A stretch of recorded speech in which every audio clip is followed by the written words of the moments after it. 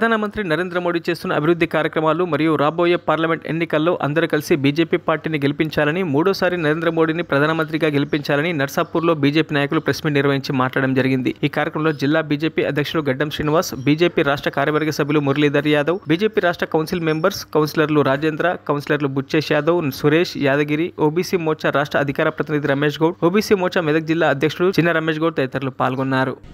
ప్రపంచ దేశాలతో పోటీ పడే విధంగా, మహిళలను గౌరవించే విధంగా ప్రతి గ్రామంలో స్వచ్ఛ భారత్ టాయిలెట్స్ కట్టి ఉపాధి హామీకి బియ్యం ఇస్తూ విద్యారంగాన్ని, వైద్య రంగాన్ని ఇవాళ ముందుకు తీసుకుపోతూ ప్రపంచ దేశాలలోనే మన దేశం గుర్తించే విధంగా చేసిన ఘనత.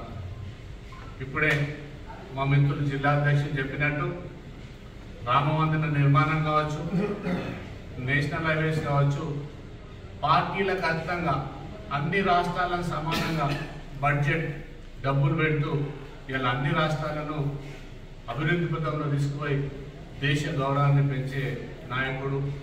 మళ్ళీ ఒకసారి మూడోసారి దేశ ప్రధానిగా ఉంటే, అన్నిటికంటే ముఖ్యం గత ప్రభుత్వాలలో కుంభకోణాలు ఉంటే, దోపిడీ విధానం ఉంటే వాళ్ళ పార్టీలో ఉన్న వాళ్ళకే పనిచేస్తే, అట్లా కాకుండా దేశ ప్రజలందరూ కూడా నా ప్రజలే అనే విధంగా స్థానికంగా ప్రాంతీయ పార్టీలున్న దేశంలో ఉన్న భారతీయ జనతా పార్టీ నరేంద్ర మోడీ గారు అందరినీ సమానం చూస్తూ అన్ని రాష్ట్రాల అభివృద్ధిని ఆకాంక్షిస్తూ ముందుకు తీసుకుపోతారు.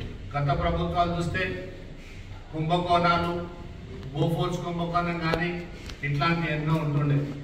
అవినీతికి దూరంగా ఒక మంచి పరిపాలన.